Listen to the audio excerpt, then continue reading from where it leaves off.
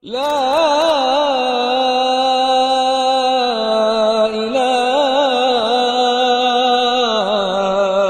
إلا الله.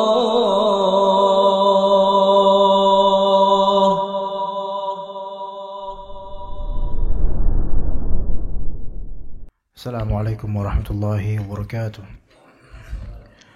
إن الحمد لله نحمده ونستعينه ونستغفره ونعوذ بالله من شرور أنفسنا وسيئات أعمالنا. من يهده الله فلا مضل له ومن يضلل فلا هادي له. أشهد أن لا إله إلا الله وحده لا شريك له وأشهد أن محمدا عبده ورسوله لا نبي بعده. فإن أصدق الحديث كتاب الله وخير الهدي هدي محمد صلى الله عليه وسلم وشر الأمور محدثاتها وكل محدثة بدعة وكل بدعة ضلالة وكل ضلالة في النار. أما بعد. Ikhwas sekalian rahimani wa rahimakumullah. Di antara sunnatullah, sunnah kauniyah yang terwujud di kehidupan duniawiyah ini yaitu al-ibtila atau ujian. Ujian baik berupa musibah maupun kenikmatan. Sebagaimana kata Allah Azza wa Jalla, "Wa nabluukum bisyarri wal khairi fitnah." Kami uji kalian dengan keburukan dan juga dengan kebaikan sebagai fitnah, sebagai ujian. Fitnah di sini maknanya imtihan, ibtila, mihnah, bala, ujian. Jadi ujian itu keniscayaan kehidupan. Dan bahkan semakin dia beriman, maka semakin besar ujiannya. Hal ini disebutkan oleh Allah Azza wa Jalla dan juga oleh Rasulnya alaihi salatu wassalam. Allah Subhanahu wa ta'ala berfirman, "Ahasiban nasu an yutraku an yaqulu amanna wa hum la yuftanun." Apakah orang-orang itu menyangka mereka itu dibiarkan begitu saja untuk mengatakan kami beriman, kemudian mereka tidak diberikan ujian? Apakah begitu?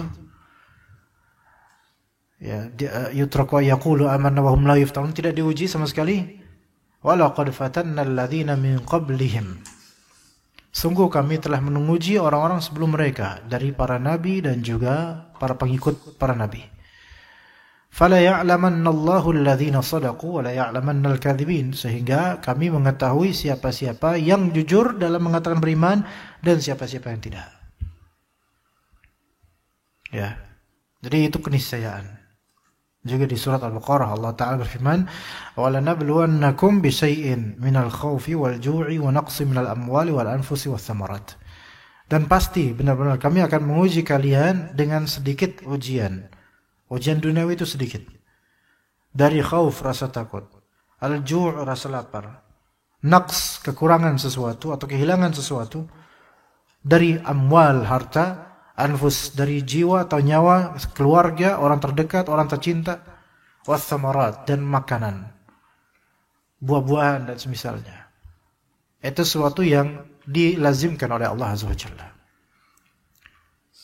Makanya para ulama mengatakan negeri dunia ini adalah darul ibtila atau darul bala, negeri ujian. Karena apa-apa yang ada di dunia ini semuanya ujian, baik atau buruknya. Dan semakin beriman semakin diuji. Kata Nabi SAW ketika beliau ditanya alaihi salatu wassalam, "Ayyun nasi bala'an?" Ya Rasulullah, ayyun nasi asyaddu bala'an? Wahai Rasulullah, orang macam mana yang paling besar ujiannya? Maka kata Nabi SAW, "Al-anbiya, thumma as-salihun, thumma al-amthal fal-amthal." Para nabi paling besar ujiannya. Thumma as-salihun, kemudian orang-orang saleh. Kemudian amthal fal amthal, dan yang semisal dan yang semisal. Artinya semakin seseorang menuju kesolehan, maka semakin besar ujiannya. Itu keniscayaan. Dan prinsip ini atau kaidah ini harus dipupuk pada orang-orang yang hijrah. Yaitu orang-orang yang baru meninggalkan masa lampaunya yang kotor menuju taubat. Itu harus dipupuk supaya mereka ini be ready, siap untuk menerima beberapa ujian dari Allah Ta'ala, yang mana ujian tersebut kalau disabari akan menambah derajat dia, dan kalau tidak disabari akan menjungkalkan dia kepada masa lalu yang kelam atau mengembalikan dia kepada keburukan. Dan kata Nabi SAW, Wa innal rajula la yubtala hatta atau wa ma zala ar-rajulu ma'a bala'ih atau ma'al bala' hatta yamshiya 'alal ardi wa laysa 'alaihi khati'ah. Dan akan terus ada bala dan ujian pada seseorang sampai dia itu berjalan di atas muka bumi tanpa ada dosa sedikit pun karena tergerus dengan kesabaran dia menghadapi ujian. Maka kata Nabi, faman radiya falahu ridha wa man sakhita falahu sakht. Barang siapa yang ridha terhadap ujian maka dia akan mendapatkan keridhaan Allah, dan barang siapa yang murka terhadap ujian maka dia akan mendapatkan kemurkaan Allah Azza wa Jalla.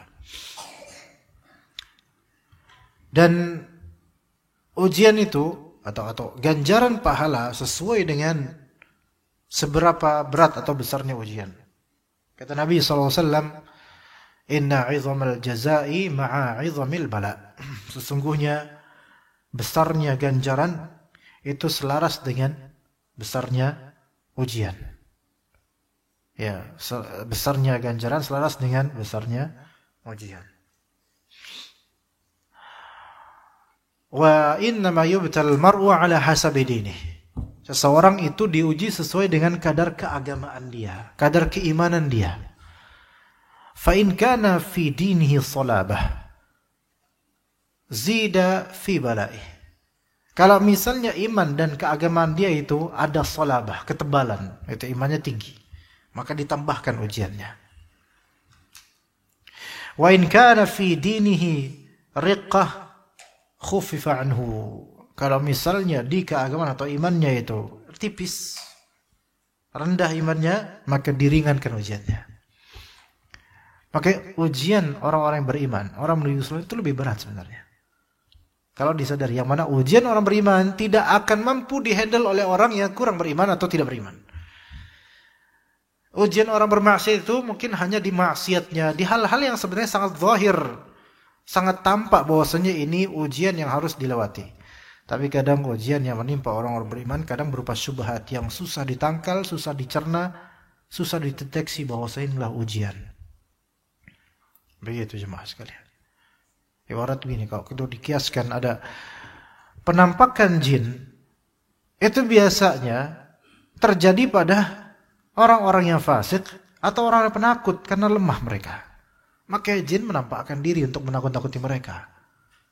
Tapi tanya ke Ustaz, pernah dapat penampakan nggak? Nggak pernah. Penampakan orang tidur di kajian sering, ya. Tapi penampakan setan, jin ini jarang, susah. Setan juga nggak mau nampakin, ngapain? Nggak ada manfaatnya kata setan nampakin ke orang-orang seperti ini mungkin. Maksudnya bukan hanya Ustaz, maksudnya orang-orang seperti insya Allah seperti antum yang insya Allah menuju ketakwaan. Setan juga mikir, ini rugi kita kalau misalnya nampakkan ke mereka, apalagi ini ikhwan salafi ini susah nih, mereka akidahnya kuat. Mau ditampakin mereka nggak percaya mungkin sama kita. Tapi kalau orang yang percaya khurafat, orang yang lemah imannya, orang yang tipis dan mudah takut, itu yang mudah untuk ditampakkan. Mana yang lebih dahsyat makarnya? Penampakan belaka yang mana itu jelas jin atau setan, atau bisikan setan? Jelas bisikan. Ketika Nabi Adam alaihissalam di surga dan iblis itu diusir, nggak boleh ke surga. Tapi iblis tetap berusaha dengan attempt dan usaha yang gigih gitu supaya menjatuhkan Nabi Adam alaihissalam. Maka digodalah Nabi Adam alaihissalam. Kalau menurut versi Injil atau Bible atau versi Israiliyat, si iblis ini berubah mewujudkan diri menjadi snake, ular. Tapi ini Israiliyat ya, menjadi seperti ular. Tapi ini Israiliyat, kita nggak meyakini itu. Tapi yang pasti absolutely ini iblis sedang berada di luar surga. Lah, tapi kok bisa mempengaruhi Nabi Adam alaihissalam? Dengan apa? Bisikan. Dengan apa? Syubhat. Dengan syubhat. Apakah iblis kemudian berubah wujud menjadi kuntilanak pocong? Enggak level kayak gitu, enggak level ya kawan. Enggak level itu. Itu level-level kayak gitu tuh level-level untuk orang yang mungkin imannya lemah atau takut-takutan. atau masih meyakini ada penungguin apa. Itu levelnya tuh yang itu dapat ya. Dapat. Sekarang kalau kita dengar bukan bisikan, misalnya cerita ojek online. Ya ojek online, go ride atau semisal itulah ya. Ya atau Grab bike dan semisal itu.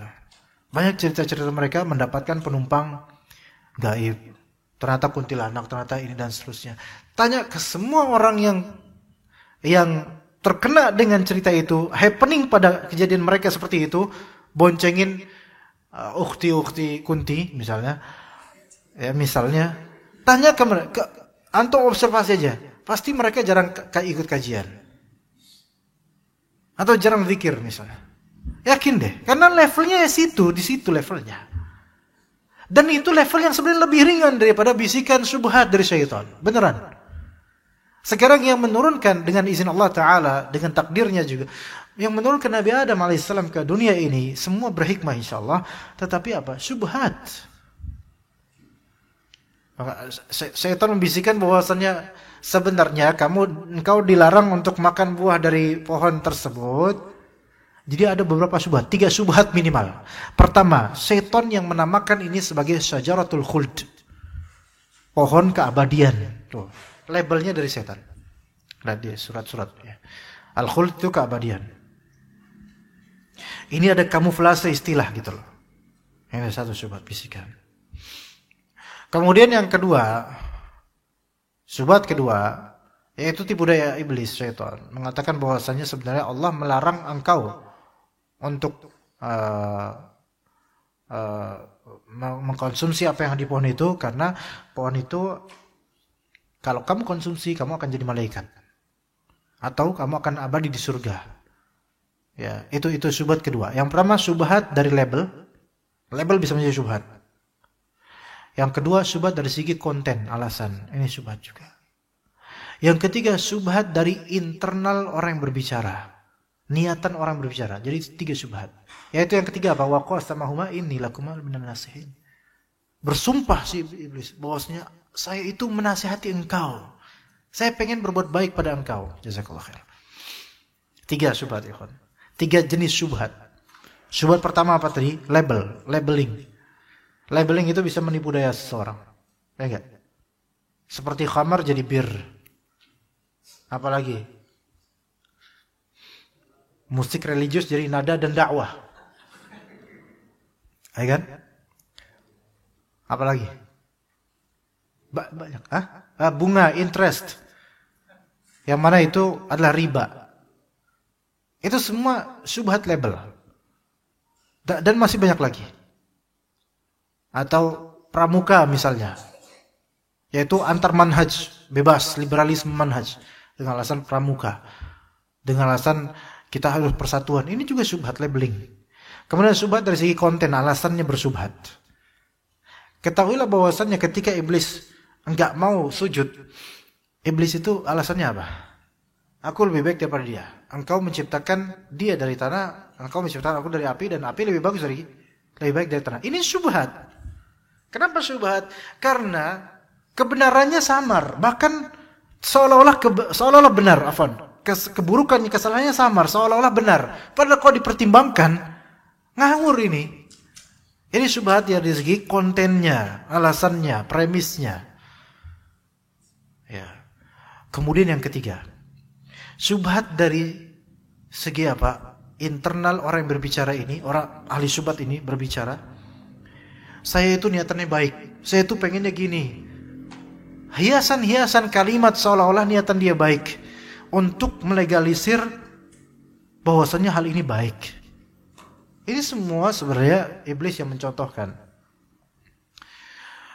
Maka dengan bisikan itu jemaah sekalian, menjadi ujian buat Nabi Adam alaihissalam, dan qadarullah, Allah takdirkan Nabi Adam alaihissalam tergoda dengan itu.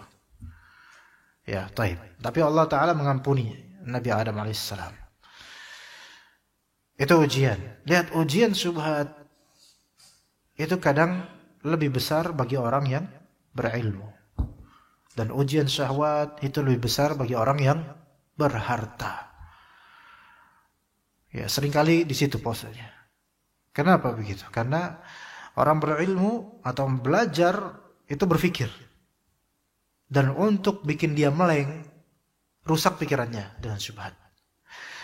Orang berharta bisa atau punya jabatan, itu ngapain aja bisa. Makanya akses untuk menuju ke syahwat yang dia inginkan, maka dia mampu. Maka di situ ujiannya. Dan semua adalah ujian kita. Sekarang yang berat adalah berilmu dan berharta. Ini yang berat. Ini lebih berat. Ya, karena kena sana sini ujiannya. Maka jemaah sekalian rahimakumullah, kehidupan ini penuh dengan ujian. Memiliki ilmu ujian. Ya, memiliki ilmu ujian. Sekarang misal buka puasa antum di mana jemaah? Rumah apa masjid? Anda enggak tahu nih. Rumah. Ada di masjid enggak, Pak? Ada di masjid. Sedikit. Rata-rata di rumah. Kenapa? Karena sedikit menunya di masjid atau gimana? Kalau di rumah bebas, bisa banyak ya. Sekarang gini jemaah. Ujian banyak orang sekarang adalah menu yang banyak. Ya enggak? Menu yang banyak. Ketika buka puasa. Apalagi dia suka makan. Dari sahur sampai sekarang, sampai menjelang maghrib, belum makan, belum minum kan puasa. Melihat menu banyak, itu udah siap tuh, dendamnya itu udah siap dikeluarkan, kesumatnya itu, awas, tak habisin semuanya. Ya kan? Istrinya juga hobi belanja makanan, banyak menunya. Kurma makan satu doang, gorengan berjibun dan seterusnya. Ya. Tapi punya ilmu. Ilmunya yaitu kata Nabi SAW atau kata Allah Azza wa Jalla, wa kulu washrabu wa la tusrifu innahu la yuhibbul musrifin. Makan silahkan, minum silahkan, tapi jangan melampaui batas. Allah Ta'ala tidak suka orang israf. Israf itu berlebihan, melampaui batas. Kata Nabi SAW, kul washrab wa tasaddaq min ghairi makhyalatin wala saraf. Makan silahkan, minum silahkan, sedekah silahkan, tapi selama tidak sombong dan tidak melampaui batas di luar hajat dia. Dan juga kata Nabi SAW, ma mala'a ibnu adama wi'aan syarran min batnih. Tidak ada yang dipenuhi oleh putra Adam, manusia, suatu wadah yang lebih buruk daripada perutnya sendiri. Ya, perutnya yang paling buruk untuk dipenuhi itu manusia. Dan ibnu Adam ala hasabi atau ala hasabi an yuqima sulbahu. Dia tuh makan itu sekadar untuk menegakkan tulang sulbinya. Sebenarnya kita tuh makan dalam syarat ini boleh, tapi tujuannya untuk menegakkan tulang sulbi kita, untuk memberikan energi, dah gitu aja. Bukan suatu ghoyah, tujuan. Fa in kana la mahalah. Kalau memang mau enggak mau dia harus makan banyak, maka standarnya yang Rasulullah SAW katakan, yaitu fathuluthun li ta'amihi wa thuluthun li syarabihi wa thuluthun li nafasihi. Sepertiga dia buat makanan, sepertiganya buat minuman, sepertiganya buat nafas. Berarti tetap tidak full. Taib. Tapi ini menu banyak. Dan aji mumpung. Lagi banyak nih menu. Tapi punya ilmu. Godaan besar. Tapi punya ilmu. Dan kalau dia makan banyak pun orang gak peduli. Maksudnya orang juga pada makan banyak. Tapi dia punya ilmu. Air, kurma, gorengan, tahu, tempe, dan seterusnya. Udah mulai kenyang, tapi ada agar, ada coki-coki, ada wafer, ada ongol-ongol, ada cilok, cireng, cimol, cilung, dan seterusnya. Sebutin dah semuanya. Ada semua ini, Masya Allah, lengkap. Datang syaitan memberikan subhat. Ya akhi, ya Masya Allah, kata syaitan ya akhi kan. Berikan subhat. Ini contoh aja, bukan anda setannya ya. Contoh aja. Ya. Emang benar kata Rasulullah itu secukupnya gitu. Tapi kan kata Allah dan juga kata Rasulullah juga, kita terus bersyukur. Kalau ini dibuang nanti mubazir, habisin. Udah gitu panitia bilang, sok-sok atuh habisin, ayo tambah, tanduk lagi. Disuruh nanduk gini apa gini. Tambah maksudnya. Jawa ya, bahasa Jawa. Aduh gimana nih. Mulai pusing karena bertabrakan antara ilmu dengan ilmu. Ya. Di sini ujiannya jemaah kalian. Ya, begitu ujiannya begitu. Itu satu contoh kecil yang mana contoh lain di setiap hari ya banyak. Maka semakin memiliki ilmu, semakin teruji dengan ilmunya, semakin diuji dengan ilmunya. Makanya Abu Dzar Al-Ghifari radhiyallahu anhu yang disebutkan dalam kitab Az-Zuhud karya Ibnu Mubarak. Kata Abu Dzar, kalian itu banyak tanya sama saya kepada para tabi'in. Kalian itu banyak bertanya sesuatu yang akan membuat kalian akan keberatan. Paham gak maksudnya? Abu Dzar ini ketika setelah Rasulullah wafat, banyak para tabi'in itu berkonsultasi dan bertanya masalah agama kepada Abu Dzar Al-Ghifari radhiyallahu anhu. Maka maksudnya Abu Dzar adalah kalian banyak bertanya, kalian banyak minta dan bertanya kepada saya sesuatu yang membebani kalian nantinya. Maksudnya kalian bertanya tentang ilmu. Ketika kalian dapat ilmu dari saya, itu sebenarnya makin banyak beban kalian untuk mengamalkan ilmu itu. Maka semakin berilmu, semakin banyak ujian untuk merealisasikan ilmu tersebut. Begitu aja mas. Tapi kadang-kadang ujian itu berupa apa? Berupa keinginan akan suatu hal, tapi tidak tergapai, tidak tercapai. Itu ujian tersendiri bagi sebagian orang, apalagi ketika orang tersebut memang memiliki cita-cita dan tumbuh ambisi yang tinggi. Itu ujian tersendiri jemaah sekalian. Dan ujian seperti itu nggak bisa diremehkan. Perlu ada manajemennya. Ya. Dan Anda mendapatkan kalimat yang sangat baik. Sangat-sangat baik dan bisa menjadi pedoman. Ada satu kitab. Ini kitab yang bagus sekali. Anak-anak resensi kitab dulu sebelum kita masuk ke dalam materi. Kitab namanya Rawdatul Uqala wa Nuzhatul Fudala. Karya Abu Hatim Ibnu Hibban Al-Busti rahimahullah. Ibnu Hibban, seorang muhadits yang terkenal, punya kitab Rawdatul Uqala. Itu terjemahannya ada, Pustaka Azam. Sedangkan Pustaka Azam, ana lupa nama judul terjemahannya. Pokoknya bukunya warna putih. Tapi dicetakkan setelah ana cek dengan kitab asli versi Arab, dicetakkan Pustaka Azam ini ada beberapa asar yang di skip, bahkan ada bab yang dilewatin. Jadi ana sangat mengharapkan Pustaka Azam lebih jujur mungkin dalam menerjemahkan kitab. Nah, di kitab itu ada kalimatnya Abu Hatim dengan di masalah berkaitan dengan masalah ghadab, marah, dan sikap hilm, yaitu sabar. Di kalimat itu, di kalimatnya Abu Hatim Al-Busti, yaitu Ibnu Hibban rahimahullah, beliau berkata yang maknanya, Anda tidak hafal teks Arabiknya kalimat beliau, barang siapa mendapatkan hal-hal itu tidak sesuai dengan keinginannya, ya, sehingga membuat dia penasaran, kecewa dan semisalnya, sesuatu itu nggak sesuai keinginannya, barang siapa mendapatkan kondisi itu nggak sesuai dengan keinginannya gitu loh, maka hendaklah dia melihat ke dua hal.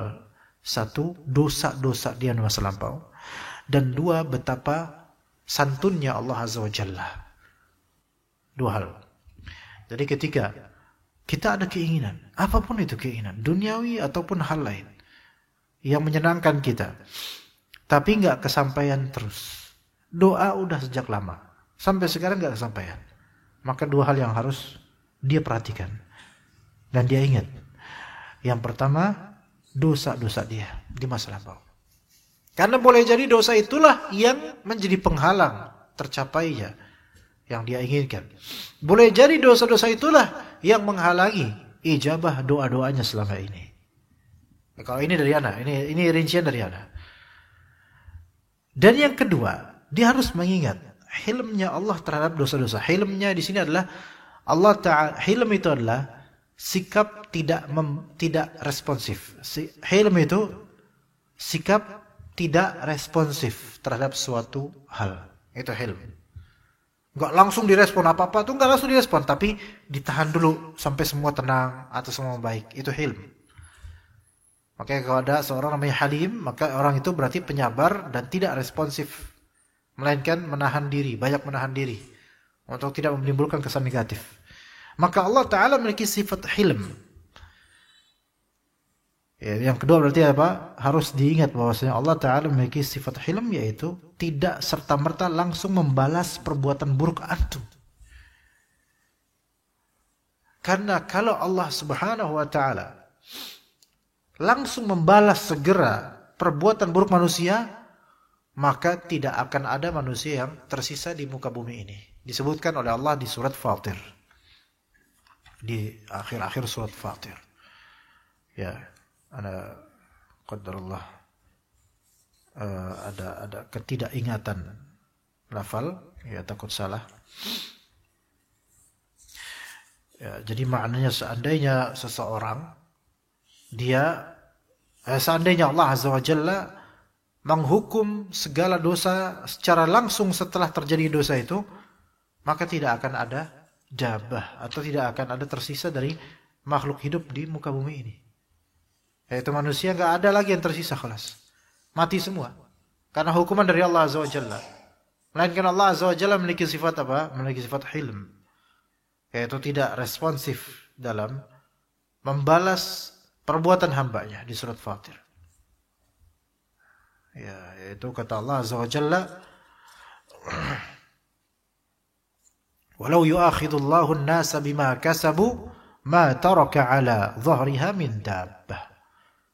Seandainya Allah Ta'ala mengadab manusia langsung sesuai dengan perbuatan mereka langsung, maka tidak akan ada tersisa di atas muka bumi ini suatu makhluk hidup pun. Walakin yuakhiruhum ila ajalin musamma. Tapi Allah Ta'ala akhirkan.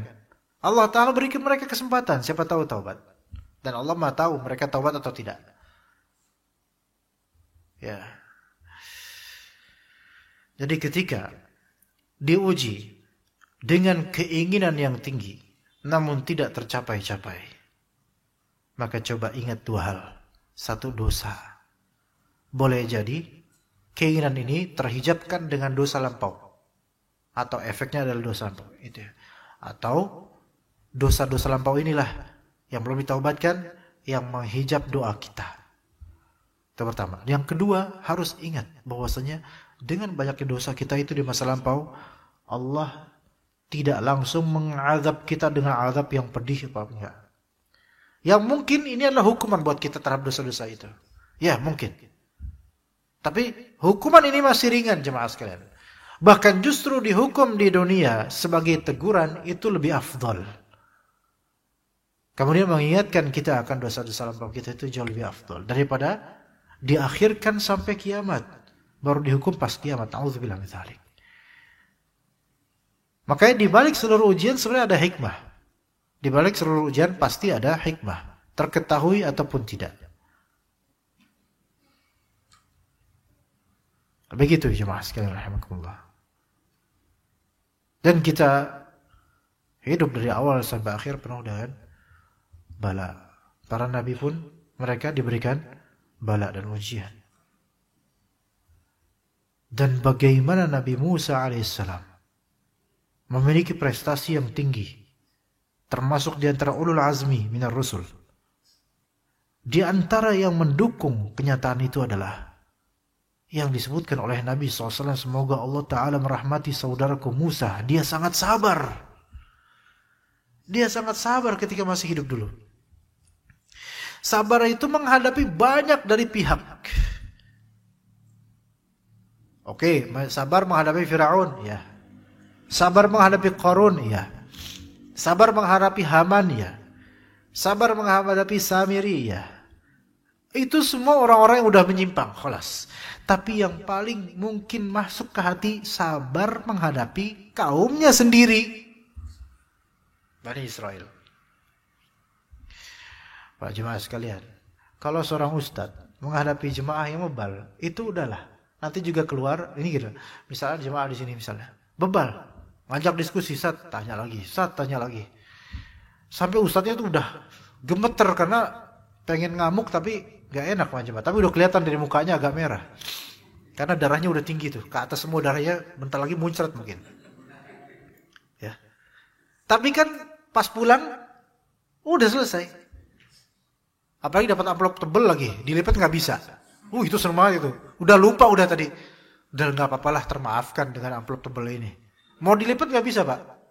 Iya, mau dilipat nggak bisa. Masya Allah. Senang itu. Susah nih dilipat nih. Wah, senang. Taruh di kantong, wah, Masya Allah. Sampai kelihatan di kantong amplopnya. Saking nggak bisa dilipat. Itu termaafkan deh, gitu kan. Oke, selesai urusan. Tapi kalau misalnya ujiannya ada di anak kita sendiri, istri kita sendiri, itu kebawa sampai kemana-mana pikiran. Jadi ujian internal atau ujian yang lebih dekat itu malah justru yaitu yang lebih sakit, gitu loh. Ya. Ada Nabi Musa alaihissalam diuji oleh kaumnya sendiri. Difitnah oleh kaumnya sendiri. Banyak ayat dan banyak riwayat dari hadis Nabi SAW. Bayangkan, misalnya, mau perang. Ya, mau perang, ayo kita perang. Ya. Dan asalnya juga mereka lah yang menginginkan perang, Bani Israel ini. Tapi karena Bani Israel ini seperti ini karakternya. Sama nabi-nabinya dilecehkan, diejek, dihina, difitnah. Apa kata Bani Israel? Ya Musa, idhab anta wa rabbuka faqatila innaha hahuna qa'idun. Wahai Musa, udahlah, kamu pergi aja sama Tuhanmu itu. Kemudian silahkan kalian berperang, kami duduk-dudukan dah, lelean di sini. Nanti hasilnya lapor kami. Ini Nabi loh diginiin. Idhab anta, ndang pergi yo. Engkau wahai Musa, wa rabbuka dan Tuhanmu. Ini kan ngeledek. Ini apa? Kurang ajarnya tuh levelnya itu udah level 5 begitu kalau cabai pedes gitu kan. Iya. Itu gimana nggak sakit hati itu Nabi digituin. Nabi loh itu loh. Ya. Iya. Kemudian juga Nabi Musa alaihissalam dalam hadis disebutkan. Kan ketika itu orang-orang Bani Israel kalau mandi itu bareng.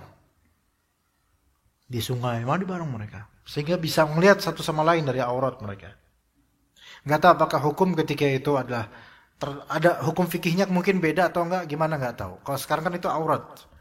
Pastinya itu hukum fikih sekarang. Syariat Nabi Muhammad SAW. Anda nggak tahu kalau syariat Nabi Musa bagaimana. Tapi Nabi Musa alaihissalam ini kalau mandi menyendiri. Kalau mandi menyendiri. Enggak sama kaumnya. Akhirnya terjadi gosip di antara kaumnya itu. Nabi sendiri digosipin. Kayaknya ya kepunyaan Nabi Musa gini. Digosipin sampai hal yang mereka tuh nggak tahu sampai hal seperti itu. Akhirnya Allah Subhanahu wa taala ingin menunjukkan dengan cara Allah Azza wa Jalla. Ditanggalkan baju Nabi Musa dan pakaiannya ke suatu batu. Pernah dengar gak kayak gini jemaah? Ditanggalkan ke suatu batu.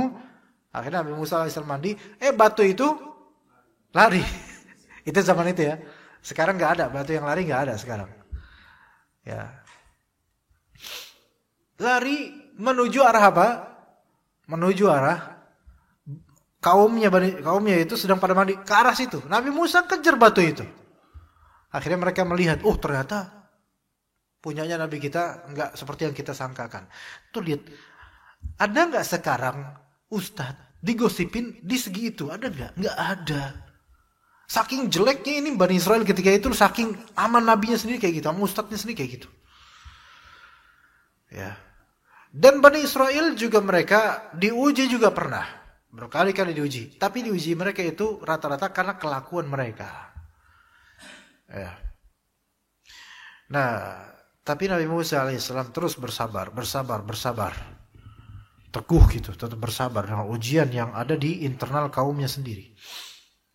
Di antara prestige dan juga yang membuat Nabi Musa alaihissalam itu terangkat derajatnya adalah Nabi yang paling banyak disebut namanya di Al-Quran Musa. Iya.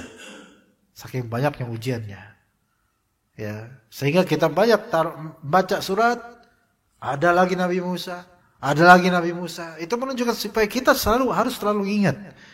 Sehingga orang-orang yang banyak berjuang di masa lampau karena Allah, itu Allah Ta'ala tancapkan nama-nama mereka supaya diingat. Sekarang, Anda kemarin umrah. Alhamdulillah Allah mudahkan insyaAllah. Alhamdulillah. Dan juga antum semua insyaAllah. Di awal Ramadan. Di awal Ramadan, itu di Mekah, di Masjidil Haram, itu membludaknya udah kayak momentum haji. Atau momentum 10 hari terakhir. Banyak banget, Masya Allah. Yang umrah juga banyak banget. Masya Allah. Oke. Apalagi sekarang nih, 10 hari terakhir. Allahu a'lam seberapa membludak. Ya. Umrah itu kan diantara faedah dan hikmahnya adalah sa'i. Kenapa sa'i jemaah? Dari Safa Marwah 7 kali. Kenapa? Apa sebabnya dulunya? Siapa? Siti Hajar. Ada enggak perempuan sekarang yang dapat ujian seberat ujian Siti Hajar radhiyallahu anha? Ada enggak? Tidak ada. Apa ujiannya? Oh, terlalu berat ujiannya untuk sekarang, terlalu berat jemaah. Enggak ada ummahat ada ummahat.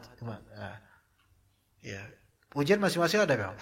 Tapi Siti Hajar ujiannya luar biasa. Dibandingkan Siti Sarah. Ya, dibandingkan Siti Sarah. Lebih berat Siti Hajar secara zahir ya. Adapun di akhirat mana yang lebih tinggi derajatnya Allah lebih tahu. Tapi tampaknya ini zahirnya Siti Hajar, bayangkan. Siti Hajar itu aslinya apa dulunya? Budak Mesir. Budaknya Fir'aun. Budaknya Raja Mesir ketika itu. Dihibahkanlah oleh Raja Mesir itu kepada Siti Sarah. Oke? Dihibahkan kepada, hibah itu dihadiahkan kepada Siti Sarah.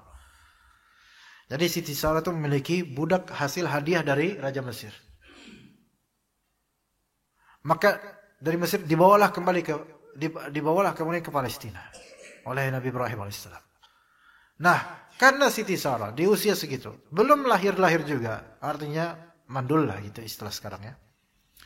Maka berinisiatiflah Siti Sarah, udahlah, wahai suamiku, Hajar ini untukmu, silahkan kamu milikinya, untuk menjadi istrimu, dihibahkan kepada Nabi Ibrahim alaihissalam. Oh, Masya Allah. Ya, antum seneng gak? Dengar cerita ini seneng gak? Seneng di awal, lihat nanti ada kesulitannya cuma. Maka akhirnya Nabi Ibrahim beristrikan 2 ketika itu, yaitu Siti Sarah. Ya, Siti Sarah dan Siti Hajar. Yang aslinya Siti Hajar sebelumnya adalah budak, jadi merdeka kemudian. Dan tujuannya Siti Sarah untuk menghadiahkan kepada suaminya Siti Hajar supaya apa? Supaya punya keturunan. Karena dari saya nggak bisa nih. Gitu kan. Ternyata iya benar dapat keturunan. Tapi indah nggak pernikahan? Oh, ada istri kedua, indah, masya Allah indah sekali. Emang berhenti di situ jemaah? Enggak. Ada anak, oh nikmat sekali. Iya, emang berhenti di situ. Ada ujian nggak? Pasti ada. Apa yang terjadi setelahnya? Siti Sarah marah besar, cemburunya langsung, masya Allah. Sampai dalam Sahih Bukhari disebutkan bahwasanya Siti Sarah hendak mengejar Siti Hajar dan siap dengan pisaunya untuk mencincang-cincang Siti Hajar.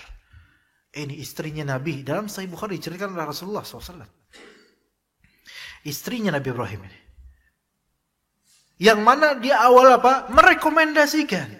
Ketika happening, sesuatu yang membuatnya cemburu, terjadilah yang terjadi. Makanya ikhwah sekalian, jangan antum terperdaya dengan perizinan istri antum. Oke, antum boleh bahagia sesaat. Antum silakan lakukan. Tapi antum awareness-nya harus ada gitu loh. Jangan, wah istri anak baik kok, istri anak di sini. Sekarang ente dapat kayak gitu, entar suatu saat akan ada banyak gigitan-gigitan.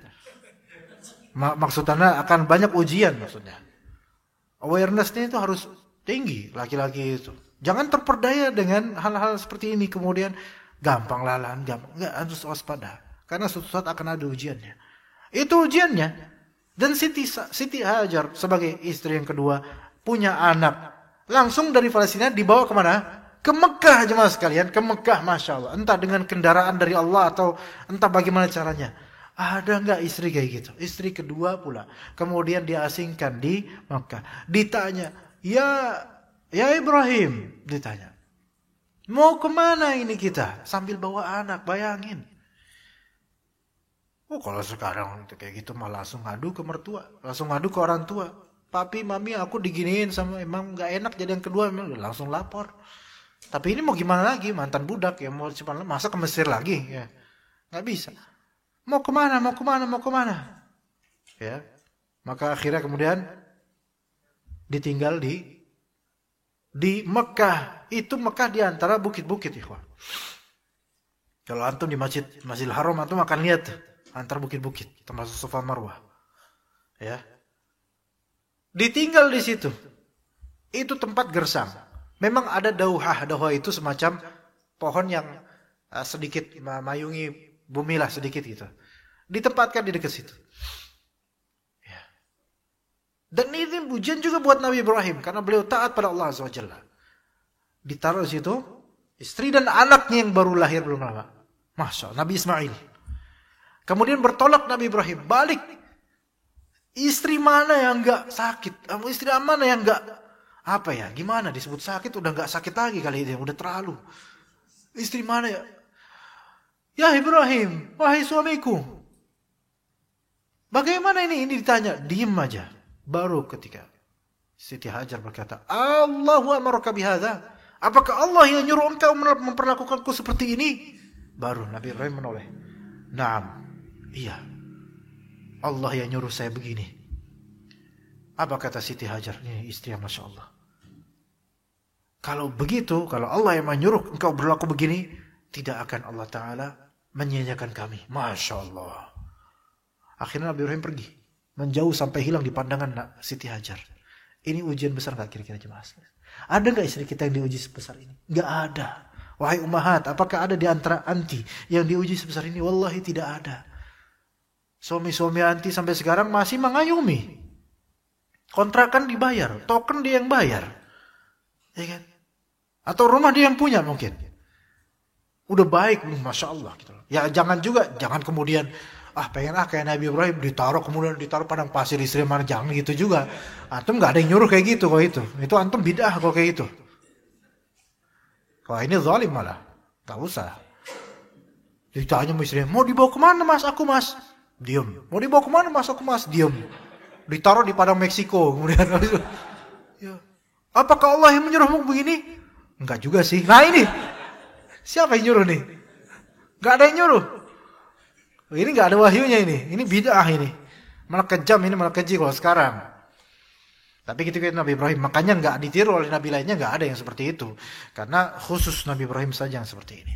Maka Nabi Ibrahim alaihissalam, gimana hati seorang bapak yang udah berpuluh-puluh tahun menginginkan anak, ketika anak udah lahiran, malah disuruh tinggalin. Ini bagaimana jemaah sekalian? Ya, betapa kuatnya hati Nabi Ibrahim alaihissalam. Kemudian naik ke bukit, di balik bukit lah kemudian Nabi Ibrahim kemudian berdoa minta sama Allah beribtihal. Ada di surat Al-Baqarah, ada di surat Ibrahim. Wa idz qala Ibrahim rabbi ij'al hadzal balada amina.